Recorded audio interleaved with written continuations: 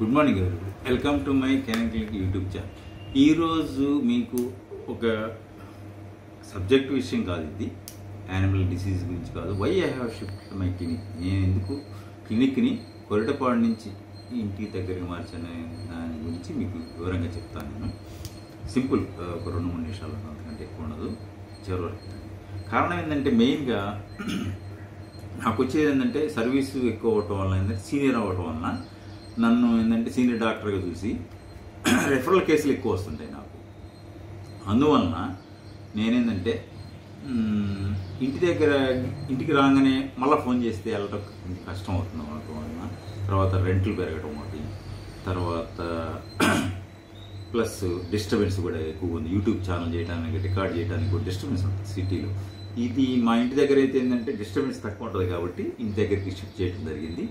అందువల్ల చేసి నేను అవైలబిలిటీ టైం కూడా ఎక్కువ ఉంటుంది. మార్నింగ్ 9 నుంచి ఈవినింగ్ 6 వరకు మీకు అవైలబుల్గా ఉంటాను నేను.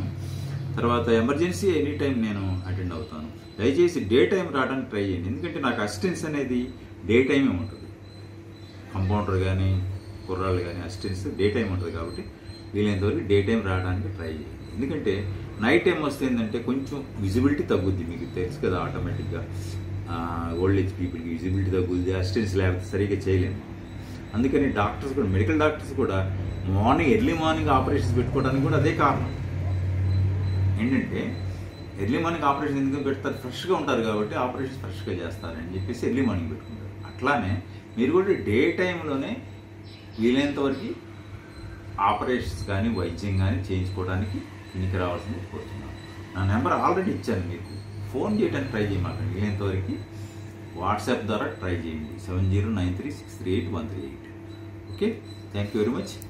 ఈ వీడియో మీకు నచ్చితే లైక్ చేసి షేర్ చేయండి, ఎందుకంటే మాకు మోటివేషన్ వస్తుంది ఎక్కువ వీడియోస్ చేయడానికి.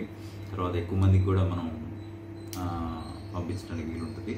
సబ్స్క్రైబ్ చేసుకోండి, మీకు పనికి వస్తే చేయండి. నేను దీనివల్ల బెనిఫిట్ గురించి కాదు, జస్ట్ మీ బెనిఫిట్ కోసం నేను చేస్తాను. Okay, thank you very much.